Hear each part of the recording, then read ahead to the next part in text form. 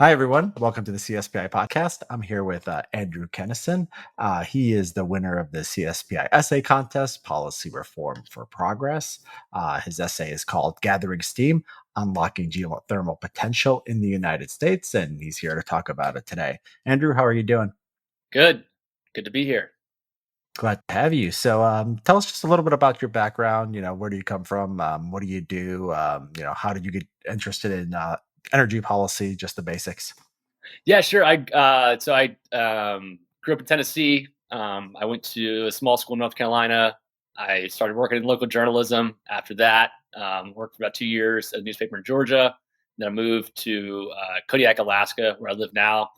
Worked in the newspaper here for a little bit, and then now I work at the local housing authority on some federal rental assistance programs. Got interested in energy policy just because climate change is like a huge deal in the world, especially for people like me who are young and plan on living for a little bit. And so I've always been kind of interested in that kind of thing. Um, and energy policy is a huge part of that. And I think geothermal is maybe an underrated component of that mix. And so that was kind of started my interest in that direction. Yeah, you're a former journalist, right? Where did Correct. where did Yes. you write about? Say again. What did you write about? I worked in a small newspaper, so I was kind of just writing about whatever was relevant to my coverage area. So at one point, that was a county in sort of outside Atlanta, Georgia. So it could have been anything from city council meetings to, you know, profiles of local people, crime, courts, economic development, did some sports, did all kinds of stuff. And it's kind of the same thing here, just sort of anything that was relevant to Kodiak, where I live now. Yeah, what brought you out to Alaska? That's far away to go. That's a good question. Um, my girlfriend just kind of always thought of we have like the outdoors and always kind of thought about moving out here. And I was trolling the job boards at one point and saw the job at the newspaper here and just sort of went for it, convinced them to hire me, and we've been here about 2 years. So you started out as a reporter in Alaska, and then you found the job with the Public Housing Authority. Correct. Yeah, that's right. How did you make that transition to from reporter to Public Housing Um, Authority government employee? I knew the director of the housing authority here, just because I'd read about housing here, and she's someone really knowledgeable about that in the area, and they had an opening because they got some money for federal rental assistance that came out of the COVID relief bills that passed Congress, and it's a small community. I mean, we're on an island, and so you kind of have to recruit people who are already here, and so she thought I'd be a good fit for that because I'm pretty interested in housing and stuff. What's the island called? Kodiak. So it's like an island off like the south, sort of like in the Gulf of Alaska. So I mean, picture Alaska. It's like in the southern kind of southwest ish area. Just this I'm like pulling it. Oh wow, you are out there. it's out there. We're off the road. We're off the road system. You can only get here by plane or ferry. Um, Population about 13,000 in this town and then surrounding areas. Yeah. Um, Yeah. So it's interesting. It's like I think it's actually an interesting case, like kind of interesting. Like I don't think I would have gotten a job with this kind of responsibility with like my lack of experience doing anything related to housing somewhere else. But here, if you can just get someone who is smart and will try hard at something, you can get a lot of jobs here. How many people live on Kodiak Island? 13,000 ish, kind Uh, of give or take. It kind of goes up in the summertime because fishing's big here, and so some people come in to fish and stuff. But right around you guys 20,000. really sought out the remote location. You guys have It kids? is. We do not have kids. That might be a sounds like a great place to raise kids. Yeah. I mean, I think it's. I First mean, of all, parents I know you here don't are have pretty to answer happy that. with it. I mean, the schools are better than you would think they would be for already right. They're pretty well run, Oh, and I would suspect they're fine. I think it's like quite a selected bunch that goes up yeah, there. So like kids can kind of just run okay. around here. You just gotta kind of watch out for the bears. Yeah. That is cool. Oh, okay, well, that's sort of a cool background. Geothermal energy. I mean, assume I knew pretty much nothing about it before reading your essay. I still know pretty much nothing about it except for what I read in your essay. So, just describe sort of what the geothermal energy is and just how it works. Yeah, I mean, it's not super complicated. I mean, basically, the inside of the Earth is really hot, right? I mean, the very, very core of the Earth is 6,000 degrees, which is the temperature of the surface of the sun. So there's lots of heat inside the Earth, and at various points, that heat can leak out towards the surface. And so, for many years, you know, in certain places, there's heat that just kind of comes out of the surface of the Earth, and um, places that are near those areas are able to capture some of that heat, that steam, to drive turbines to create power or capture that and heat buildings. So what's interesting about geothermal right now is, for a long time there was sort of only one way to kind of do it, which was that you had to be in a certain location near a fault line or a volcano where like lava would kind of creep towards the surface of the earth and create that heat at shallow enough depths that you could access it. Okay, so a place like Iceland is the classic example on a fault line. Lots of hot springs, lots of volcanoes. They run most of their energy on geothermal energy.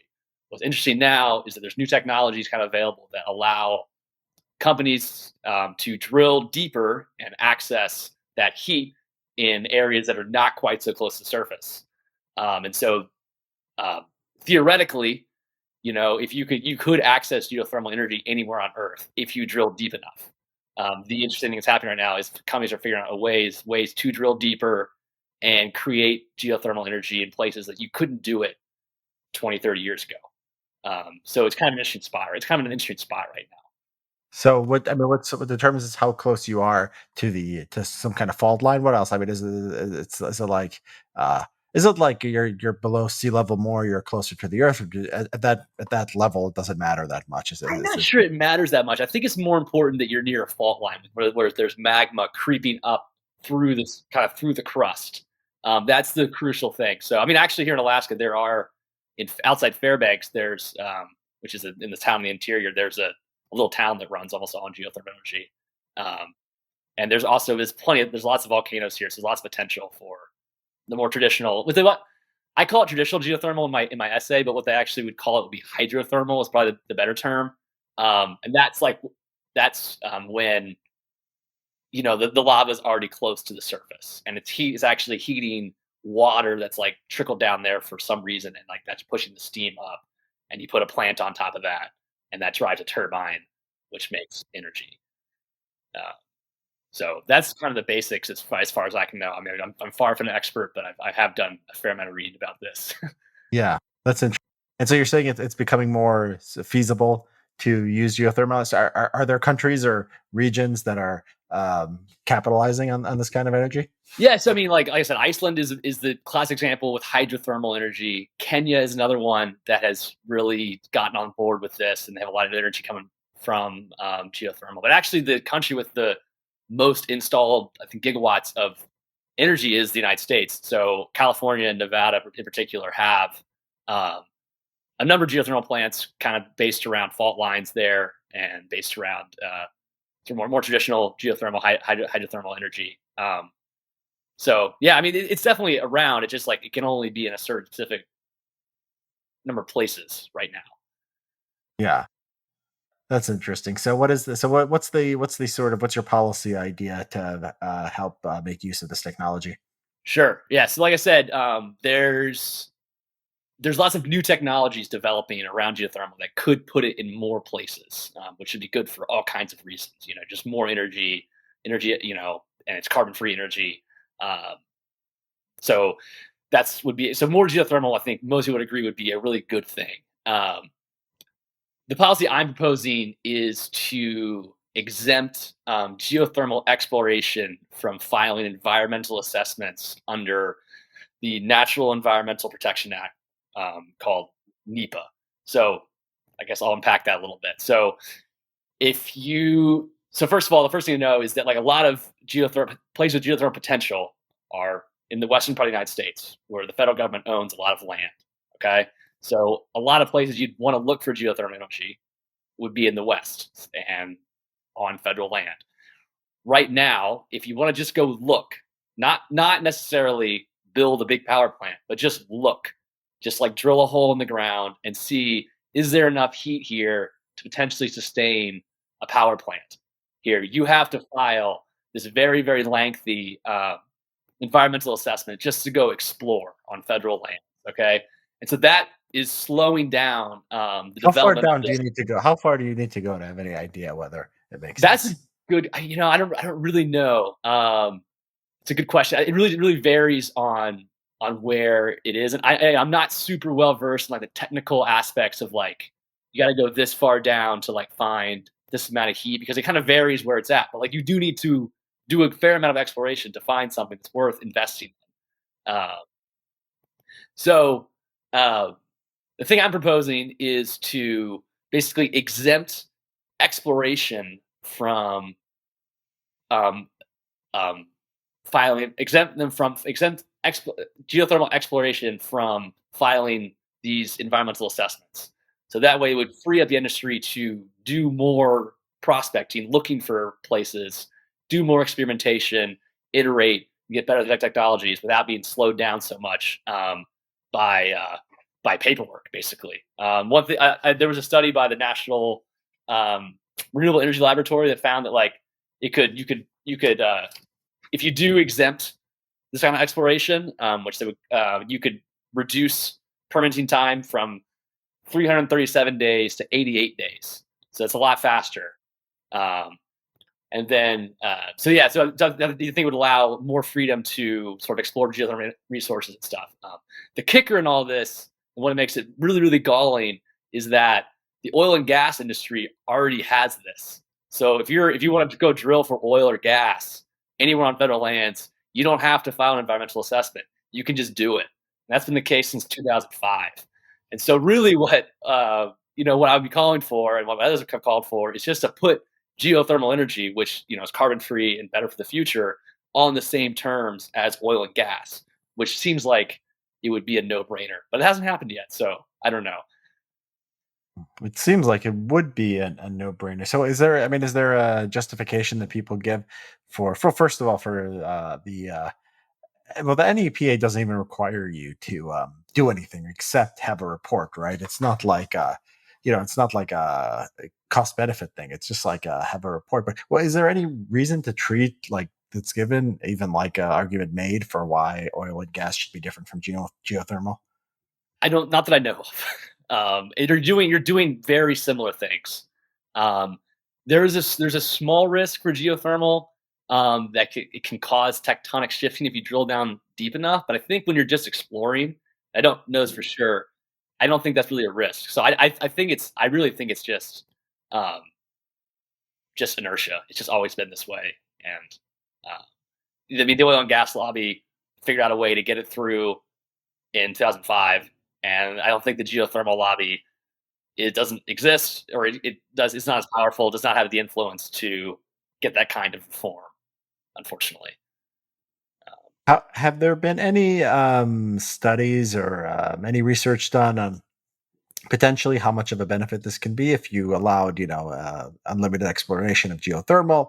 What could potentially could it provide, a third of American energy, a tenth? Has anyone thought like, in terms of what actual impact might be? Yeah. Let me see. So, I mean, first of all, there's another analysis from the National Renewable Energy Laboratory that I cited in my essay that basically says that like doing this would increase the amount of discovered geothermal energy by 1 to 3% a year. So it's not like you wouldn't. It would. I mean that could be over the course of 10 years. I mean that could be a lot. Um, I think geothermal is kind of it's the renewable. I mean, when we think about renewable energy things. I think it's the one that has the highest variability, kind of, in like outcomes in the future. I think that makes sense. Like we're gonna build a lot of solar panels. We're gonna build a lot of wind turbines. We'll hopefully build a lot of nuclear plants. Geothermal could make kind of be what it is today, kind of bit part player, or it could be really really big. I mean, like I said, you could theoretically do it anywhere, and it's doesn't have the intermittency problems that wind and solar do. Which that means the sun's not always shining, the wind's not always blowing, but the earth is always hot. Um, so I think if you can get some of these technologies to mature, I think it could be a really big part of the sort of renewable energy mix in the future, especially because it can act as sort of a backstop when like the wind's not blowing and the sun's not shining. So I don't know exactly. I mean, the NREL analysis suggests that this is, it would, incrementally increase the amount of geothermal energy, which would be good. But hard to know exactly um, just by how much this could increase the amount of geothermal energy discovered and put to use. So yeah, just looking up some data. So it's looks like the German geothermal energy right now they say is 0.4% of all American energy, but that varies a lot by state. So Nevada it's 9%, in California it's 5.8%, Oregon 2.2%, and then less in everywhere else. So yeah, that's interesting. How is it on cost once the startup once you build the plant? I mean, keeping it running and functioning, how does it compare to other forms of energy? I think it's pretty comparable. I think and it really, and like a lot of renewable energies, most of the how much it costs is going to depend on how much it costs to build, not so much how much it costs to maintain, right? So like a natural gas plant really is really dependent on like the cost of natural gas for how expensive the energy is. But geothermal, similar as like wind and solar, most of the costs are up front. So really, um, so if you could, so the more affordably you can build a plant, the less it'll cost in the long run, and there won't be a whole lot of other costs down the road. Um, I don't know off the top of my head how much it would cost to build a geothermal energy plant, but I've read that like once if you do it well, it is comparable to natural gas or something like that. So, but I'm not positive. Yeah, sure. So it looks like Congress has. Can you talk a little bit about the congressional history? Because it seems like you're not the first person who ever thought this up. It seems like it's been an issue in Congress. What's you just give us a little bit of sort of the legislative history and the attempts here to try to move policy in this direction.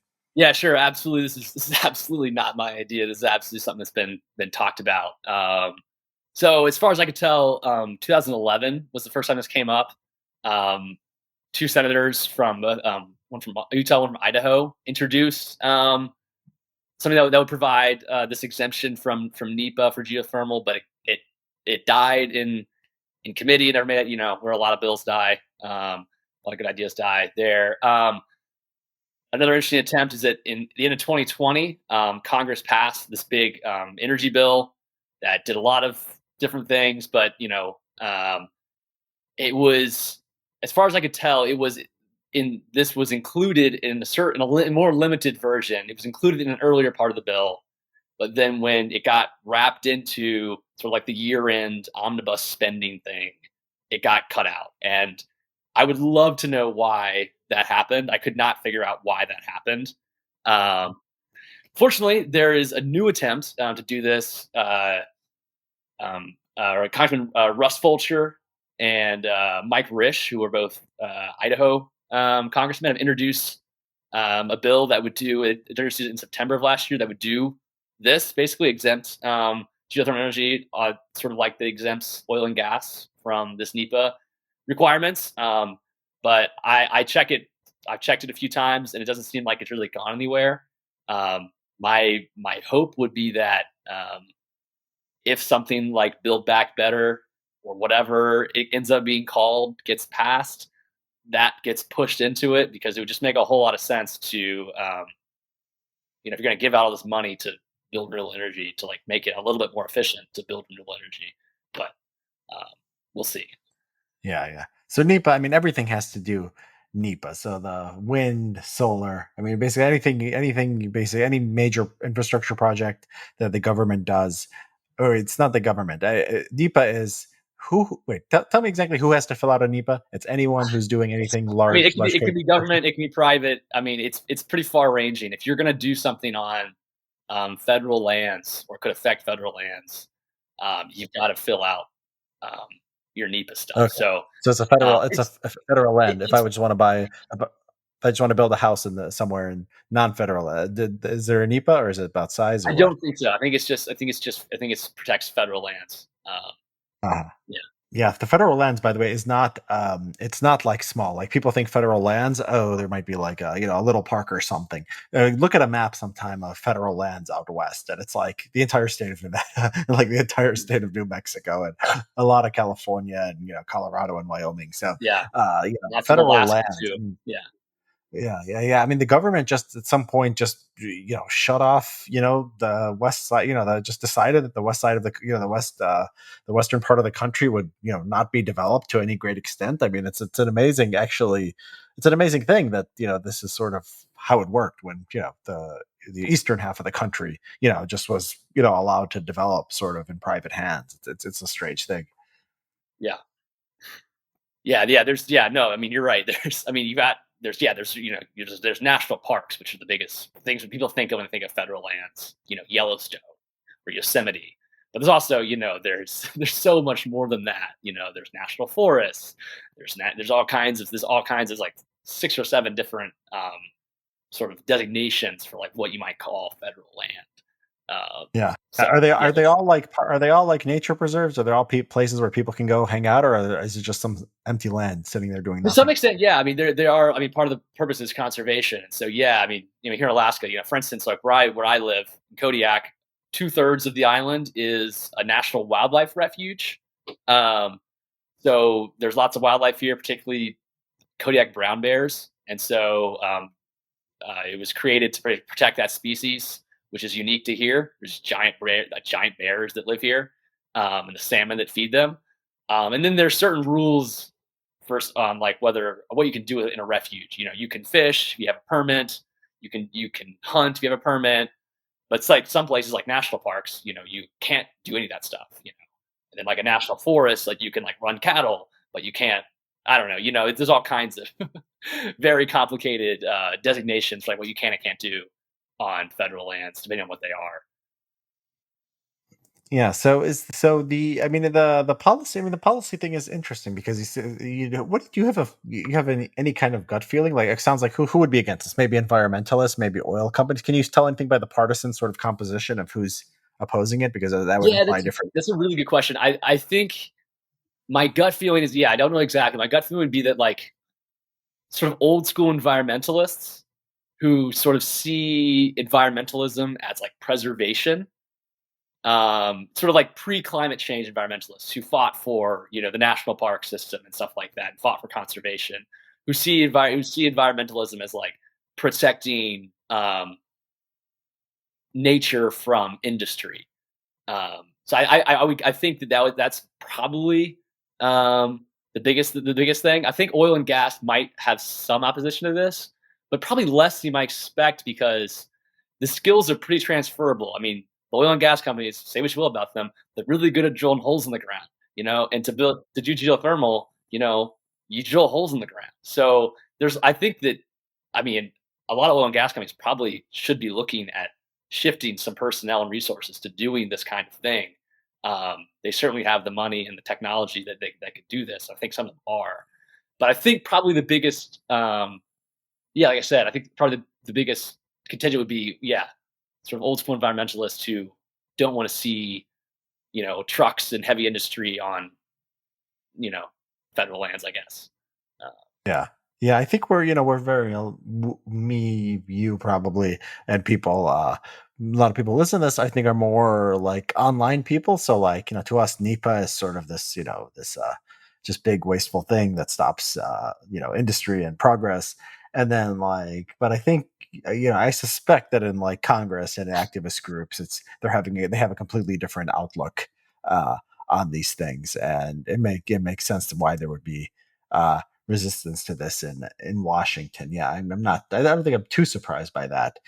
There's no, of course, there's no. I assume there's no movement to revoke the oil and gas exception, is there? no, no, and yeah, I mentioned it in the essay, but it's been really beneficial to them.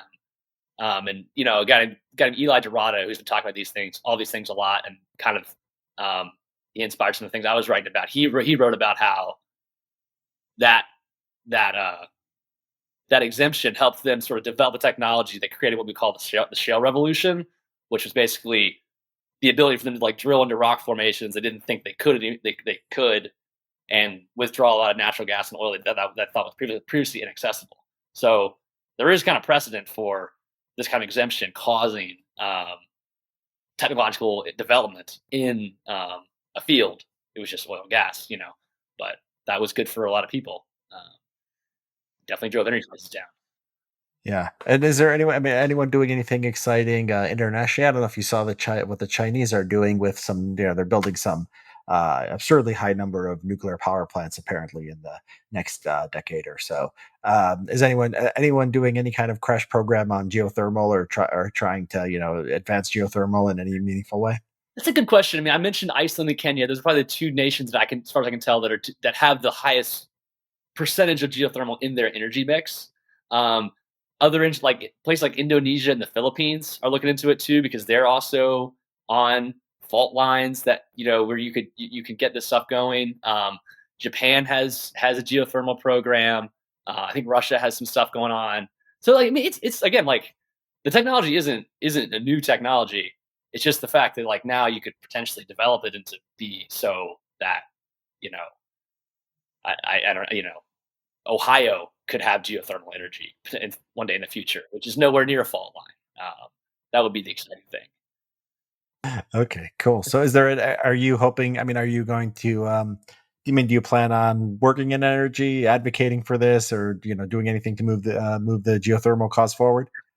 That's a good question. I've thought about it. I don't know. I'm a bit of we're moving in July, and I'm not really sure what I'm going to do next career wise. I'm really interested in housing and stuff, but potentially thinking about going to law school. But also, I don't know, maybe I could work in policy for, an energy company or something like that, or do communications, something like that. I don't know. Yeah, I think it'd be cool to be kind of involved in stuff that's kind of on the cutting edge, pushing things forward. That'd be kind of fun. Yeah, I think you'd be good at that. I mean, being interested enough to know as much as you do without having a direct sort of work interest in knowing this stuff. It's something rare. So I think that if you did go into policy or something like that, I think you'd have the inclination to do pretty well in it. So yeah, I hope you do that. Okay, cool. So is there anything you want to say, Andrew? Is there any people follow you on Twitter? Do you have a newsletter? Do you have a TV show? Anything you could mention before you let you I'm go? not. I mean, I'm online. I read a lot online. I don't really participate much. I'm not really on Twitter or Facebook or really anything. I guess like a few things. I mean, I could shout out things that help me here. I mean, if you're interested more in geothermal energy, definitely check out Eli Dorado. He's been talking about this for a while. There's a company nonprofit just formed called Project Airspace, which they're trying to map out geothermal resources globally, then also fund early stage companies that would work in that space. So they're actually a nonprofit, but they're a cool group. And then if you just Google geothermal future, there's a cool website that kind of explains the basics probably better than I could, with graphics and stuff to kind of explain where we're at with geothermal energy and where it could go. Okay, sounds good. All right. Well, thanks for being here, Andrew. It was great having you. Yeah, absolutely. Thanks for having me. I'm here today with Max Tabarrok. Max, how are you doing? I'm doing very well, thank you. So you have a last name that's gonna be familiar to many people. Can you tell us about your background and where you come from and what you do and all that? Sure. So right now I'm an undergraduate student at the University of Virginia studying economics and math. So my dad is also a professor of economics. So I've grown up in and around the GMU econ department. Alex Tabarrok, Tyler Cowan, Brian Kaplan. These are the people, my biggest sort of role models and intellectual influences. So that's always been a lot of fun talking to them and hanging out with them. Yeah, mine too. You're lucky. You're lucky. I think a lot of people are going to listen to this and think you have a great background and background to get a lot of experience and. Definitely. Yeah, it makes sense. You're going to be you're studying to be you want to be an economist, right? I think so. That's what I'm studying now. I love to write and research things, and I think economics is in a good position where you could basically study anything you want as an economist. They have some hegemony over many academic fields, so I like that about economics. Yeah, that's a good point. Most other fields, if you can't go far off into left field, like in political science, if you want, you could study anything. You could study personal relationships in economics. You can branch into politics, business. Yeah, basically covers everywhere where humans make decisions about something. Economics has a role to play, while in other fields, yeah, not as much. I like that. I think we're over specialized in academia and intellectual life. And if there's a field that's not over specialized, I think that's a good thing. So your essay was called "Mo Money, Mo Problems." It's about science funding. It was achieved second place in the CSPI Essay Contest. Can you just tell us about the essay? What's the problem that you see, and how are you trying to solve it? Yeah, so the basic thrust of the essay is so it starts out accepting the common sense about how science and technology, basic research have big positive externalities, and people say, well, because of this we should have some government subsidy or some government-led production of these things. And I think that's fair, the logic makes sense. But when you actually go and look at the way science is funded, it turns out to be extremely inefficient, and there are this long list of kind of turbulent second order effects which dissipate the positive effect of government transfers. And we have this big, bottom line number of like $120 billion a year that the government spends funding research and development. But it seems like lately we aren't getting much for our money. So that was the idea of the essay, to figure out, well, what is the problem here and how can we solve it best? Yeah, and what's your reasoning? What's your evidence that we're not getting all that we could out of that money? So one highlight point that I make in the essay is that half of all research papers, half of all scientific papers that have ever been published have been published in the last 12 years. Yeah. But if we look around us, there's no way that half of all scientific progress has been made in the last 12 years. It's probably not even 10%, even though it is accelerating. So that alone tells you that there's been a big sort of devaluation. Like the average scientific paper is now making much less progress than it used to in the past. So there's definitely something going on there.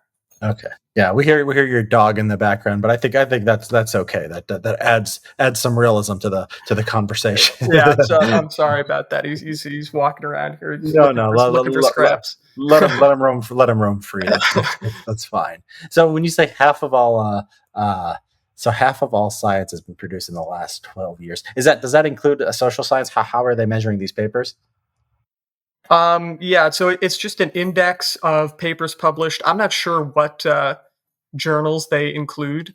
Yeah. So I'm not sure if social science is included there. It shouldn't matter. I mean, I don't think we're making enough gains to justify it in either social sciences or the hard sciences. So I mean, is this a pure problem of there's not that many people who can actually do good science, and that like the more we fund, the more there's more diminishing returns, and aren't we creating sort of incentives for this sort of citation peer reviewed game where people are wasting their time? Is that what your sense of what's going on here?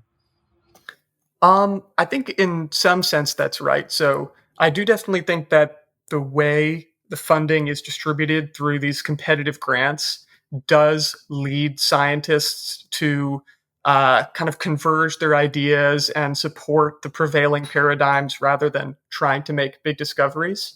Although I'm not sure it's really about, well, there's just a fixed supply of people who can be great scientists and we exhaust it quickly, and then the extra funding just goes to not very productive people. Because over the past several decades, the world's population has, of course, grown a lot. So even if there's a fixed fraction of good scientists, we'd expect there to be much better science by that degree.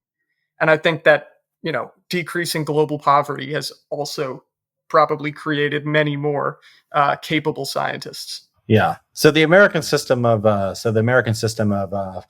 distribution for funding for science, how does it work, and how would you fix it? Yeah. So most of the money, of the 120 billion yearly that is put towards research and development, about half of it goes to the Department of Defense, and most of the other half goes to the National Institutes of Health and the National Science Foundation, with a little bit here and there is like the Department of Agriculture has some. But across all of these different federal departments which are distributing money, almost all of them distribute it through this competitive grant system. So they put out a call, they want papers on this or proposals for this, and then they accept applications for some number of months. They take a long time to go and review them. They make people go through many steps of revision, and then they approve, one or two teams to continue with the project. Yeah. And if you, as a scientist, filled out a grant application and you don't get it, that's time you flush down the toilet. I mean, I don't know. Some people might have filled out grant applications before, some people haven't. It's not an easy system. It's not like going to Amazon and ordering, a shower head. I mean, it's like, you have to know about it. You have to put together things in like an exact way. You have to write out the proposal. You have to different sections that you have to fill up.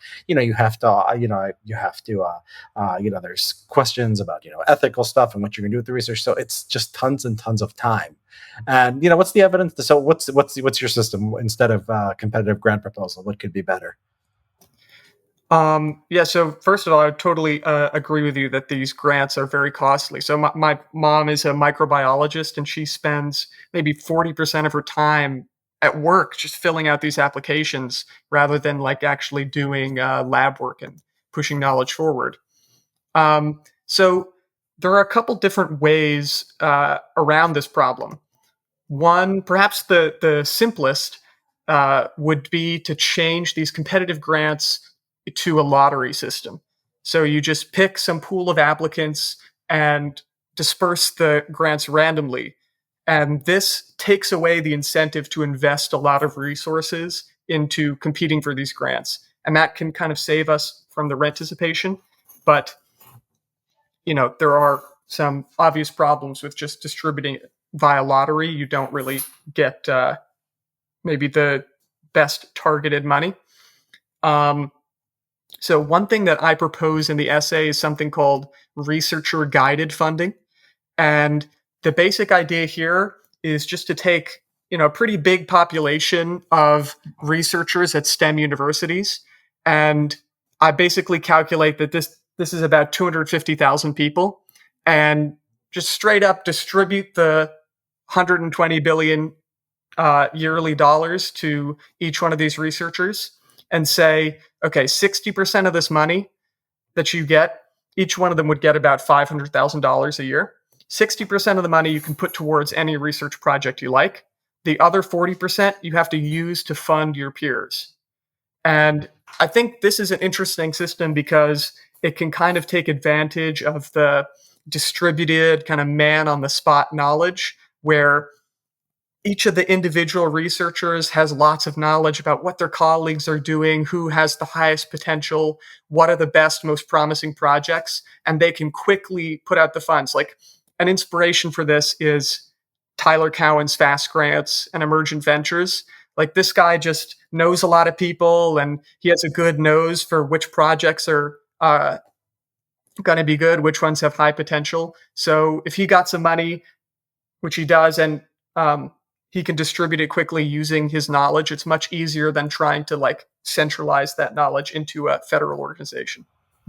Wouldn't people just sort of give it to their buddies? So if you're, if you have if there's like some great project that would require a lot of people sending their, a couple $100,000, everyone's just going to have, a little stake in that. There's no incentive to really, be part of that. Well, I think what people might do is just give it to their, friends down the line, or do it on, political basis, or do things that make them look good. They'd want to. I think there wouldn't be a trend to sort of aggregate into big projects that might sometimes be necessary. So have you thought about it from that perspective? Yeah, so I think that's fair, although I'm not sure that's necessarily a bad thing. Like another very recent trend in modern science is these papers with hundreds or even thousands of authors. So, I mean, some of these projects really do take a lot of manpower. Like one I talk about in the essay is the particle collider, which discovered the Higgs boson particle. And the paper which reported this discovery had over 5,000 authors, which is a lot of people. So if this research funding sort of pushes towards more individual papers or smaller groups, that might be a good thing. I'm not totally sure. In terms of the kind of nepotism dynamics, just giving the funding to your friends, I think that could happen, but it already happens with our current system as well. Like there's quite a bit of political dynamics in the way that grants are given and in the way that scientific prestige currently works, who gets accepted at the journals. If you know the editor of Nature, the chance that your paper will get in is much higher. If you're prestigious scientist at a top school versus one that nobody cares about, or it's some international school, even if your research is really good. So I'm not sure that the sort of political, social dynamics of this researcher-guided funding are much worse than they are in our current system. Yeah. So, I mean, what makes you think that the lottery system is, because, presumably, if you are doing it on a competitive basis, you're in theory selecting the best possible grants. What's the evidence that a lottery system would be no worse? So the advantage of the lottery system, it's not that it's better at selecting. Obviously, it's just that it's less wasteful. So, I talk about in the paper how researchers are like radically changing their desired research programs. They're making it less ambitious. They're sort of conforming it into the prevailing paradigm, and they're spending a quarter, a half of their time on grant applications. So even if the lottery system is sort of a worse approximation of who's the most productive researcher, it's still saving that productive researcher a lot of resources, so they can still come out ahead on net. But yeah, I think it is true that a lottery system is like worse at picking winners. Okay, so you're not so, but it's still it's just your idea is based on the idea that the opportunity cost is just so huge that it's got to be much worse. It's an open question how much worse it is, and it might, there might be something here. I mean, there's 250,000 STEM researchers. How many of them are realistically going to do breakthrough science? I don't know. Like, it might be easy to dismiss like 90%. Maybe there should be some kind of threshold thing. Like, okay, you have like 50% that you dismiss, and then 50% you say, okay, there's something here, and then maybe do a lottery system in the top 50%. We don't have. I mean, it's important to say we don't have evidence for the current system that it's better than a lottery system, right? And so if you have the wasteful system, that's the thing that has to be justified as better, and we just don't have the evidence. So yeah, I think you're right. I think the lottery system does make sense. But you talk about experimentation too as like a government policy. Can you talk about that a little bit? Yeah, definitely. So yeah, this basically came about, I was writing about this proposal, having conversations similar to this one. Like, there are a lot of things that kind of could go wrong with, something like researcher guided funding. Maybe there's a lot of embezzlement. People just give it to their friends. It ends in a disaster. And, something like this has never been tried. There isn't really good evidence about a radically different form of science funding. So I think the clear answer is that the government should rapidly experiment with many different ways of funding science. So one possible allocation I lay out in the paper is, take the 120 billion yearly budget and take 100 billion and split it between 10, focused research organizations. Something like in the style of DARPA or NASA. Say, we're going to give this organization $10 billion, go try and solve this problem. Try to build a flying car, try to make fusion energy, try to build a space elevator, something ambitious and cool. Then you can take another $10 billion and create, $100 million X prizes. A big prize for carbon capture, a big prize for efficient solar energy. Still, we have $5 billion left over, and we can fund thousands of MacArthur-style genius grants. Give $1 million to people who are highly productive in their field. Maybe you put it to a vote of their peers, or you have some committee who's going to select special people. And the final $5 billion can be used to fund sort of a meta study. Maybe staff some economists in there to see, okay, how can we measure which of these strategies is producing good outcomes? When should we give up on a strategy and start trying a new one? And just do that for a decade or two until we actually find out which system is the best.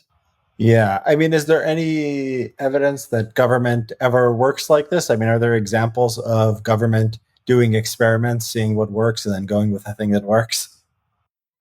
Yeah, somehow there are not, right? Like, and this should be extremely confusing to even, I mean, I think it is sort of intuitive to libertarians who spend a lot of time thinking about government failures. They say, oh, of course, of course the government doesn't really care about what's true. But I think people anywhere on the political spectrum should be really confused about why governments don't spend more time experimenting and just trying to figure out what the right policy is. Like, they could run some randomized control trials. Like, people talk about states as the laboratories of democracy. I think maybe James Madison said that, but they've almost never been used that way. But why not? Why don't we, David Card and Alan Kruger got so much mileage out of some small differences in minimum wage policy between New Jersey and Pennsylvania. Why don't we take that and start running some actual A/B experiments? We can get some real data and figure out what the best strategy is. But you know why. I mean, you know the real reason why governments don't do this. You can't handle the truth. They don't care. The incentives do not line up. I think there's there has to be a way to take this stuff more, take the sort of the political difficulties more seriously and think about sort of the times when the political difficulties have been overcome and sort of what that takes. The Chinese system apparently has some kind of experimentation. You might want to read about that. They apparently do things at the regional level. The regions in China are sometimes very, very huge, or they have a kind of a tournament thing where basically they have a goal, and then the different regions can experiment in their own way. How fair it is or not. I mean, there's been some papers written about the system could be corrupted and stuff, but there's at least an effort to try to do something like this. So, do we spend, what about do you have a sense of how much we spend on, I guess going back to the original point that science is a public good. And, it should have government funding. How sure are we of that? Because it's like government's going to waste a lot of money. Government is not necessarily going to be very good at this. So maybe in theory there could be something, there's something to that. But if just like, I don't know, you could imagine like a mandate of like, you could imagine just taking money from somewhere and giving it to like the best corporations and say spend it on science that will make you money, and like by accident, or by indirectly, you can get maybe something that benefits humanity at large. I mean, even in the private sector, I mean, the things that are invented in the private sector, it's not like what's the guy's name who the fertilizer guy, the guy who saved Norman all. Borlaug. Yes. Okay. So like he did not. I don't know how rich he got, but he did not get rich enough to compensate himself, right? So maybe it's just the answer is just let the market do it, and then we'll get the benefits of it. Just push science forward. You don't have to sort of think about ahead of time what's going to benefit most of humanity. Yeah, so I think that's fair. Like, it just kind of depends on, okay, are you going to model the government as a rational welfare maximizing agent, or are you going to model the government in a slightly more realistic way and consider the incentives of the people involved? So actually, in sort of the original draft of this essay, which was much too long, I had a section about, well, what would a totally unsupported market do with science? So like, comparing it to an ideal world where the social benefits are fully internalized, we're confident that the market would produce less science than optimal. But that doesn't mean it's not the best we can do. It doesn't mean that it's not better than any feasible government system. And if I'm right that, the best way to get good government funding of science is for the government to rapidly experiment with many different ways to do it, then it seems likely that, in fact, an unregulated market system is the best we can do, because at least the path towards an unregulated market system is clear. I've never heard anybody have a concrete plan of, how are we going to lead the government into actually running a bunch of experiments and trying to recursively improve itself. Yeah, especially since it's a long-term sort of goal. Well, sometimes things, talking to people who work in government, often if it's done within the agencies, like it can be, you can take more of a long-term perspective, but the incentives often don't line up, even there. So yeah, it's hard. I think that's a good point. Like, the government doesn't internalize temporal externalities very well. Like, a president is only in office for 4 or 8 years, but technologies often have impacts over decades and centuries. So even a, well-meaning or well-run democratic government in some way is going to struggle to internalize these temporal externalities, which might be the most important source of kind of like underproduction when we're talking about the impact of technology. Mm-hmm. Yeah. Do you have so the 120 billion, half of it goes to the military. The military budget is something like 800 billion now. So we're not really spending all that much money on science just compared to the military alone. And then you take in all the other things the government does. What are administration costs, by the way? You say we spend 120 billion. How much of that is just like hiring the grant reviewers and processing the applications and all that stuff? That's a good question. I'm not sure off the top of my head, but I know the NIH does have thousands of employees who are, Well, there's your other problem too. They need jobs, right? Yeah. And so this is an interest group that is not going to want to be, fired basically, because they'll have nothing to do. So you don't need them for a lot. How could you fire them? Don't you believe in the science? Yeah, exactly. Exactly. You're cutting science. They'll say you're cutting science funding because you cut X number of people working in science from the federal government. Yeah, exactly. So yeah, there's political difficulties here. I think you're embedded in sort of the progress community and these people who have smart ideas. But I think I think a lot often they're not thinking too much about politics. Have you talked to Alex Stapp or the Institute for Progress? They're at least trying. The progress studies people are at least trying to think carefully about politics and how to influence policy. Yeah, I have talked to them. They're a great group. Lots of really cool writers and thinkers there. I'm very glad they're doing what they're doing. I guess I'm not that I don't know how impactful the average think tank is.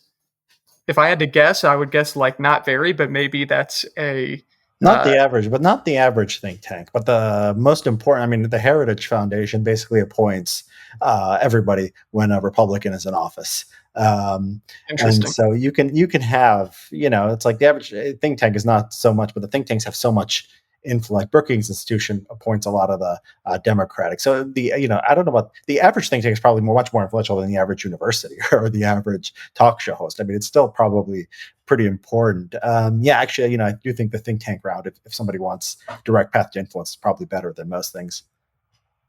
That's cool. Yeah. I like think tanks. Yeah, it's an option. So, in the future, so is this, if you do go down the academic path, is sort of science and progress and sort of related areas, is this, you think, what you'd be studying? Yeah, right now it's definitely my biggest interest. I think I like it so much because it combines, this exciting future-looking perspective with the economic history, which I also love. So you can, use the looking at the past and relating to the present to analogize to how the future might be in relation to our current spot, and thinking about the causes of the Industrial Revolution. How can we replicate that to move forward?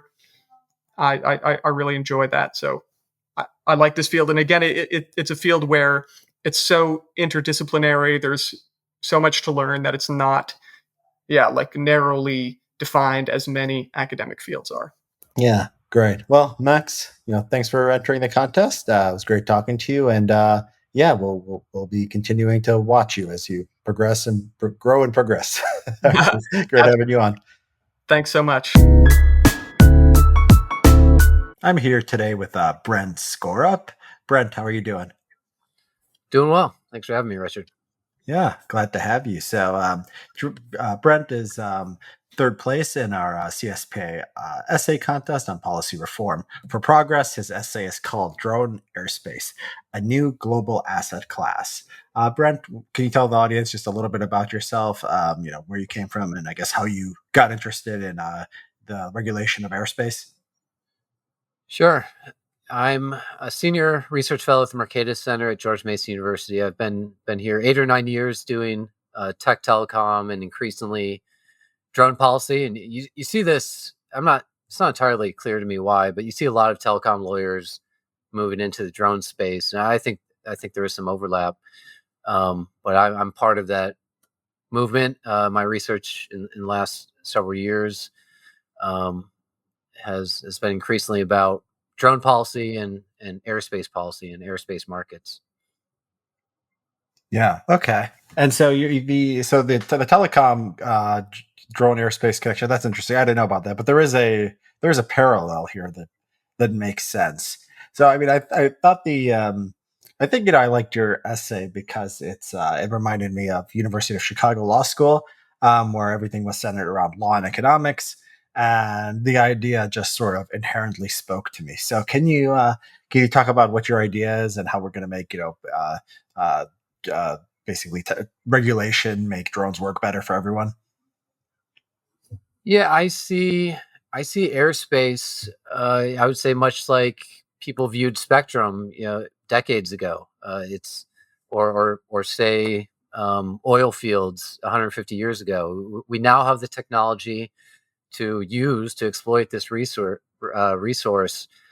And if you believe like me, drone technologies are going to advance quickly. That there's with electrification, the emphasis on free transportation and services, that this is a large and growing market in the future. Then you're going to see congestion in airspace and competition, particularly in urban areas for airspace. And so, I take I've done a lot of spectrum policy in the past, and obviously to you and many others will see that kind of imprint on my work on drone airspace. I think the analogs are are very similar. It's this intangible resource dominated by a federal agency that allocates it as it wishes. And airspace, low altitude airspace, for decades has been allocated by the FAA and its predecessors to companies for free. And there's been arguments for years about how you should price airspace. I don't see it happening in commercial aviation, but with drones at low altitude airspace, certainly we have this blank slate that we can apply these older models, like auctions, like leasing, and so forth. I should add, actually, we did have airspace leasing for airmail in the 1920s. For years, the federal government auctioned airmail contracts to companies, and these startup companies would bid on airmail routes, and that's how airmail got started until the federal government, really a single postmaster general, nationalized it and took it over. But that's so. Anyways, I want to avoid that problem. The problems we saw in spectrum policy and in aviation policy, and consider a new regime for this blank slate of low altitude airspace and drone airspace. Yeah. So right now, you said they just give it to company. Do they sell them to company? How do they decide who gets what? And so like airspace is like, okay, so you want from my house to somebody else's house, and then it's a certain altitude. It's like just it's like property, but it's in 3 dimensions, right? So you could have airspace like you could have one on top of the other, right? You could have something this high and something this high. People on the podcast can't see what I'm doing with my hands, but basically it's just 3 dimensions. You're carving it up in a certain way, right? And how do they give that space out now exactly? So right now the rules on drone operations are very strict in the US. I mean, they're trying to liberalize them, and in time they will, but the rules right now, like generally speaking, you cannot fly beyond the line of sight of the operator. Oh, really? And so that just really limits. You can't fly over people. You can't fly at night. I mean, generally speaking. So if Amazon has a drone, they want to deliver you stuff, you just can't do that because nobody's watching it? They can do it and there are companies testing, and sometimes they get waivers from the FAA to do things. You can't run a business on a waiver though. So in short, I know Walmart, Amazon, a few other companies are testing it. Often they'll have people on a platform, or they'll have someone, a few miles away, as long as it's in visual sight of somebody. And the concern is really, avoiding helicopters or, other unforeseen airspace users. But it's still at an early stage, but the day will come when the FAA liberalizes its rules, when companies can manage multiple drones with a single person. There's a company, US-based company called Zipline. They're very active in parts of Africa, Rwanda, Ghana, and apparently they're operating one person can monitor 24 drones. They fly on automated corridors, and so at that point, it becomes a service. I mean, the technology is there. Just in the US, they're moving very cautiously, and there's some good and not so good reasons for that. So you're saying in some African countries that basically drone deliveries are already a thing? Yeah, it's routine in a lot of areas. The country of Rwanda, this company Zipline, according to news reports, is delivering 75% of the hospital blood in the nation of Rwanda. It's really impressive. A doctor pulls up the app, says, I need these medical supplies, and 20 minutes later, a drone's flying overhead and parachuting a medical supply box onto the hospital campus. And they're doing that at dozen hospitals in Rwanda, and in Ghana they're active. They've got a few. Are these like rural areas where it's the best, where it's like the only option? Yeah. Rural hospital. Rwanda is a middle income country. The rural areas don't have much infrastructure. It makes a lot of sense there. And also, I mean, the reason they can do that, the U.S. is unique in that we have over 15,000 airports. Many of these are small municipal and county airports. And it almost matches every other country combined for the number of airports we have. We just have a pretty unique and complex airspace system. So they're more cautious here. Although I think you will see more drone delivery commercial programs in the next few years.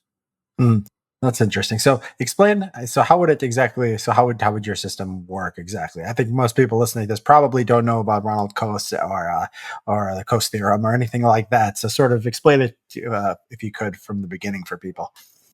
Yeah. So Ronald Coase was a British economist. He won a Nobel Prize, I believe, in the 1990s. In part for his work on auctions. He popularized the idea of spectrum auctions in a famous 1959 law review piece. And actually, he says he got the idea from a law student who had Leo Herzl, who was a University of Chicago law student, I believe, when he proposed this idea of auctions as an alternative to the existing practice at the time, where when the FCC was deciding who should get access to the spectrum, they make these very complex regulatory decisions about technology, about who it is, about whether they have support of political supporters, and this was a very costly way of assigning spectrum, and Herzl and Coase said, why not just auction this? Spectrum is companies already they lease, sublease, subdivide this asset. They're treating it as property. Let's treat it as a property asset like any other. And so Herzl and Coase were proposing this in the 1950s. I mean, the idea was just mocked by any expert. Why did you need? Why did they? You said they were already subleasing, and so they were already. Sounds like there was already a market there. What was the reason then you needed Coase's idea? Yeah, there was a secondary market. So if you were a broadcast station, say in Washington D.C., you would sell your station, but bundled with that were your spectrum rights. I mean, so but the initial allocation, and that had to be approved by the FCC, of course. I mean, that's still largely how it is today for stations. But there were these secondary market. Yeah, essentially your station was bundled with your spectrum access, and you could sell that. But the initial allocation and any new allocation, I mean, this was the issue.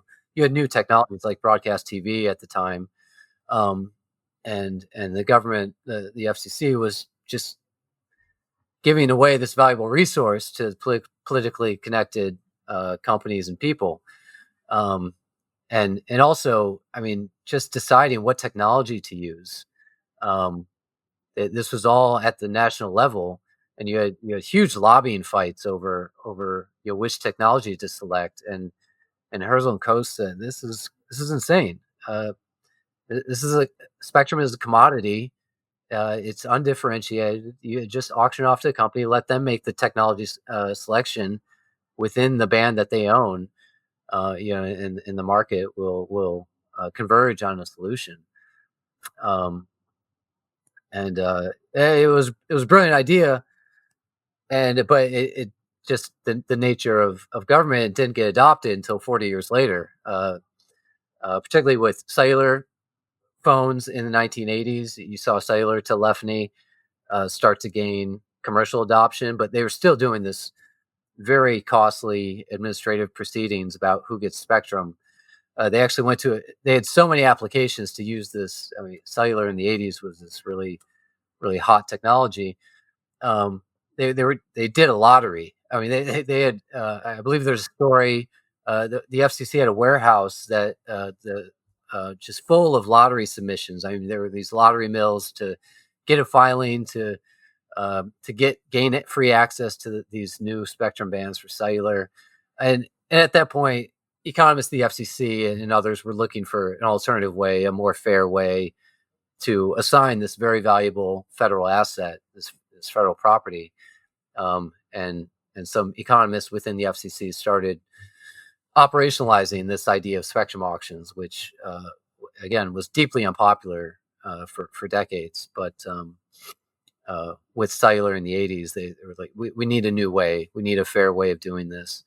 Yeah, And if it I was recall kind of correctly, in your essay, the story of cell phones is pretty amazing. The cell phones, if I gather, could have been basically we could have had regular cell phone use, normal cell phone use for the mass public decades earlier, if regulations had been different. Is that right?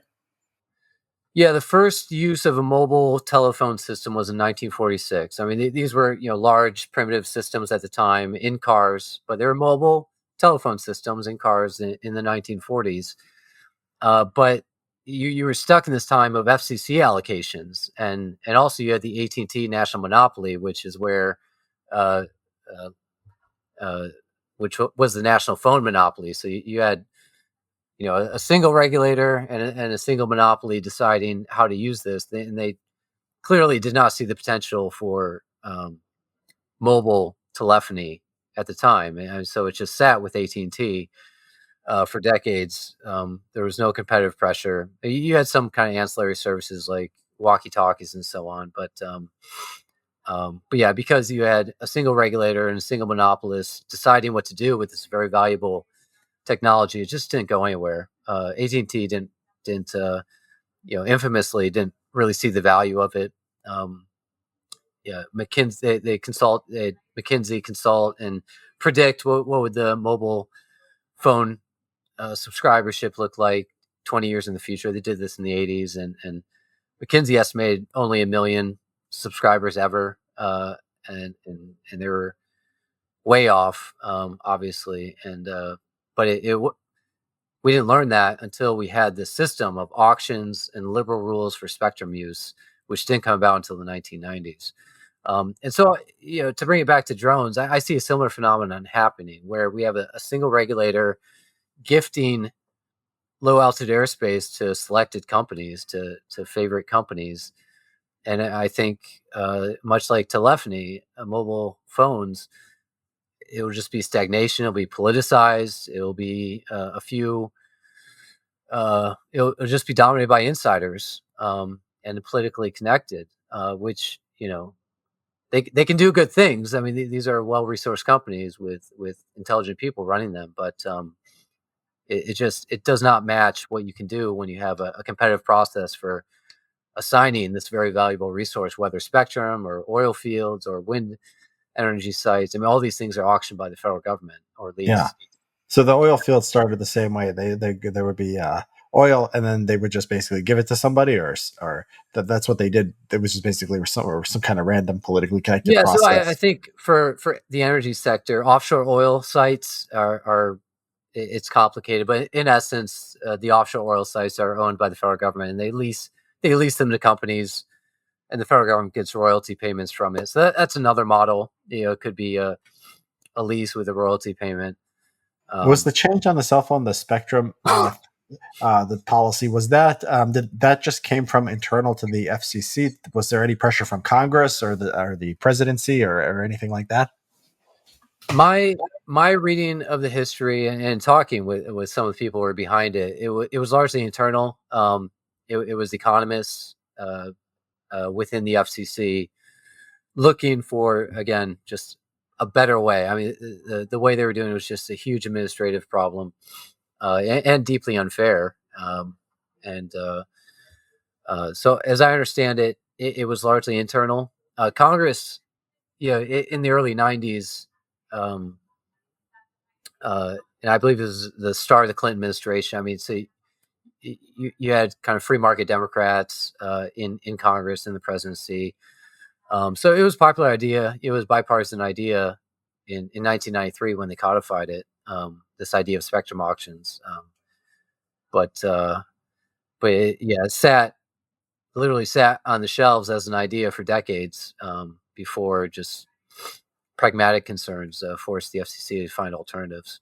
Interesting. So it was a popular idea, but it just seemed like nobody in Congress, cared enough to actually do anything, and that it was all just internal in the FCC process.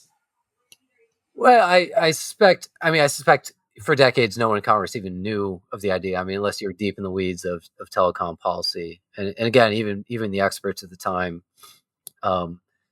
there's a great statement. I think the FCC had Ronald Cosin as an expert to talk about the idea, and one of the commissioners said, outside of some corrupt Latin American dictatorships, they don't see how any nation would consider market pricing of this federal asset. I mean, they viewed it as this kind of sacred public property that only a corrupt dictatorship would lease off. But in time, obviously, and now it's a global phenomenon. I mean, this idea that began with a law student in the 1950s is now how almost every nation allocates new and existing spectrum allocations. That is a hopeful story for progress. Somebody had a good idea, it worked, they had a proof of concept, and then it spread to the world. That's interesting. It took 40 years. It took 40 years. So is that hopeful? Is that a tragedy? I don't know. Yeah, and it's also not like related to sort of it seems not to be, like we said, the impetus for this is not coming from the from elected leaders. It just seems like this is what's specialists in sort of the policy area started to be convinced was a good idea. So with with that sort of proof of concept, why can't we get the same for drones? I mean, isn't there a record here that one can point to for which we should be doing going forward? So this idea of airspace markets, which I've written a lot about, leasing, auctions, it's seen some traction in the past couple of years. I don't think I invented the idea. I've probably written about it more than anyone else in the U.S. But I saw a paper in the last year or two from European scholars also, reaching similar conclusions that when you have congestion, when you have, say 6 companies that each want to serve, these high value corridors in a downtown area, or if we're talking about passenger drones or, doing, downtown DC out to Dulles Airport, and the FAA, I should add, is they're encouraging a corridor model for this. But what happens when you have more companies than corridors? And how do you allocate it? And the federal government's view to date has been basically we'll decide when that point comes. And I don't regard that as a good answer. That's you just get into politicized assignment of this very valuable asset, these corridors, whether it's drones or passenger drones. And so I hope we can have at least some people talking about this market allocation mechanism. And I should add, the FAA Drone Advisory Council a few years ago asked me to brief them on this. There is some interest. I mean, anytime you're talking about your government receiving revenue from an unused asset, there's some who are interested in that. So I definitely play that up, but that's kind of ancillary to the real purpose, which is if you want companies to have a competitive area and to iterate and to test, I think this is the best way forward, as opposed to this kind of centralized disposition to insiders, which I fear is, if I were placing a bet, that's where we're headed. But I think there's time to avoid that.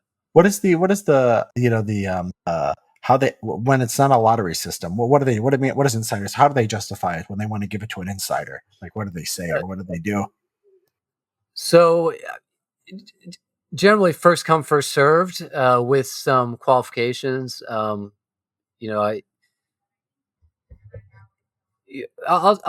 let me talk about a little bit of history aviation, just to give an idea. So in history aviation, I mentioned there were, the federal government did allow bidding to airmail contracts in the 1920s. In the late 1920s, some of the companies got they were sick of the competition. They started lobbying Congress to restrict competition. There were dozens of airmail companies.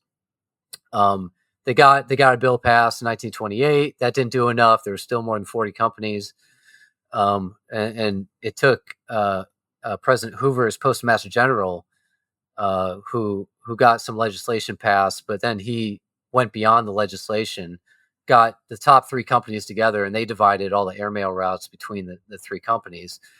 So 90% of the market went to 3 companies by unilateral action by a single person. And these were, in his view, Postmaster General Brown, these were the most qualified companies. They had the best technology. I mean, so this is what I see would happen. There would be some determination about who's best positioned, but this would be a guess. And now we're living decades later with the results of that disposition of airmail contracts to 3 companies. This gave way to the big 4 airlines in time. But it's too late to put toothpaste back in the tube at some point. Yeah, so this could have. I mean, this could have worked for. You think if airlines had gone with an auction system from the start and not restricted competition, you think the sort of the flying would be much better than it is today? Yeah, I do. And for anyone, I don't know if you've looked at like the slot framework in the U.S. The federal government, the FAA, allocates slots to high traffic airports. These are 15-minute increments of time that companies, that airliners use to land and take off just to prevent congestion. These are not priced. There have, generally speaking, actually in 2011, the Obama administration took about 24 slots and auctioned them off for $90 million. I mean, these are very valuable assets. So the slot is you're renting the space and the time for landing your plane. Yeah, it's essentially airspace access at a busy airport. So for a 15-minute time. I mean, it's just the flavor. Time, or it's the space too, because they don't have only one plane landing every 15 minutes, or do they? The airports. That's right. Yeah, I mean, so it's the airport for a given time, so that's time and space. 15 minutes at a given airport to. Do you get the whole airport? Or is there only one per 15 minutes? That's what I'm asking. Yeah. Okay. Yep. So okay. So yeah. Go ahead. Okay, that's interesting. And there's. I mean, this is an issue around the world. Slots are very valuable, and just like Spectrum in the 1930s, there are these secondary markets. Airlines buy and sell and trade and subdivide their slots. I mean, they're very valuable, but they were given away decades ago to the major airlines, and occasionally we learn their value when companies borrow against them and lease them and other things. We know they're valuable. I mean, and I want to avoid that kind of dysfunction with drones that we see in traditional airlines. Yeah. So I mean, it's like so we don't know that like one plane per 15 minutes is an ideal way to run an airport, right? Because because it's like the price system would factor in everything, which is the convenience, the safety, the size of the airport. So it seems like you can have like many different systems. You can have like you can have a lot of things. Is this why like you're often just sitting there waiting forever to take off? Is that related to that? It's definitely all tied together. I mean, the thing about our airport system, and it's related to what I talked about earlier about this kind of nationalization of all air routes. But we also have a policy of, at least for major airports, these are basically they serve multiple companies, and that creates all kinds of competitive issues because Southwest wants to fly, of course, at all hours of the day, and United and Spirit and all the rest. So they're all competing for the same resource of airspace access and airport access. It didn't have to be that way. You could imagine a system of private airports, serving a single company, and you avoid all these issues. And that's the way I see the drone industry going. I don't think you'll see this kind of forced access, this kind of forced sharing of facilities among drone companies. I mean, because there'll be drone companies doing different services. There'll be retail delivery, there'll be inspections, and so I think you will see a different infrastructure. Have any countries gotten air travel right? Have any countries done something like an auction system and then had good or bad results with that? No, all countries have adopted this kind of shared access regime, and just decades ago it had this first come first served basis where the first companies that are there have the very valuable slots, and it's very hard to pull that away once they've built a business around that. I will say that the U.S. is unique, not in a good way, in that most other countries have privatized air traffic control, much more private air traffic control. There's various reasons for why the U.S. hasn't done that. But yeah, most of Europe has privatized air traffic control. Um, um, the Arab countries, Australia, and it just never took. So yeah, there are better models out there than what the U.S. has, but they're still a far way away from the vision I envision, which is private infrastructure and private corridors.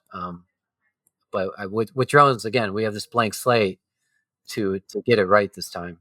Okay. Yeah. And so talk a little bit about, where do you think the technology is going in the near future? You mentioned shuttles from Reagan to downtown DC. How far off would, say, something like that be? Yeah, it's hard to say because this, what's now being called the advanced aviation sector. I mean, that includes everything from piloted electric aircraft, which I think could happen in the next 5 years. Passenger piloted electric aircraft, all the way to autonomous passenger drones. I mean, that's probably at least a decade away. Yeah. I think you'll probably see pilot programs in the next 5 years for those, all the way to small drone deliveries, which there are. I used to keep track of all the drone delivery pilot programs in the U.S. I just can't anymore. There's just dozens, perhaps hundreds throughout the U.S. But I want to emphasize, none of these are commercial. I mean, these are, you just can't have commercial service with the current rules they're under, which again, can't fly at night. You have to have a single operator for every drone. So what are they doing? Just what if they're not commercial programs? I think proof concept. They're testing their technology, testing their drones, testing their drone traffic control systems. Yeah,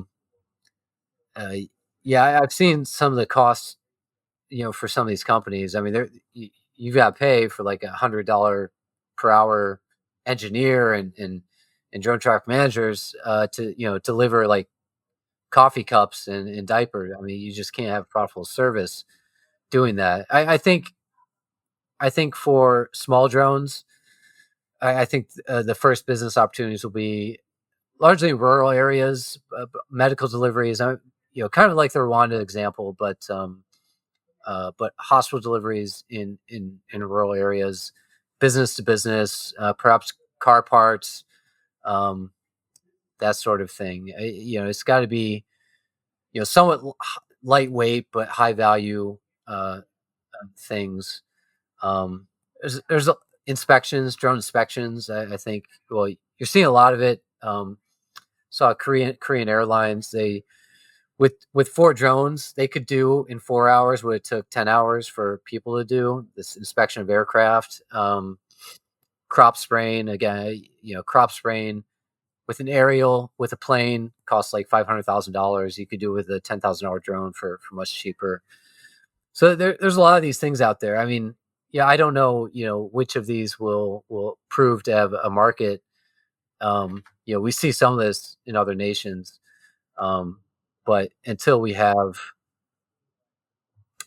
FAA allows routine drone flights, you really can't have business. But we will get there, and I want my idea for airspace markets to be ready and to be operationalized when we do get to the point where you've got, again, multiple companies that want to do, say, parcel delivery in a downtown area. How do you decide who gains access to the airspace?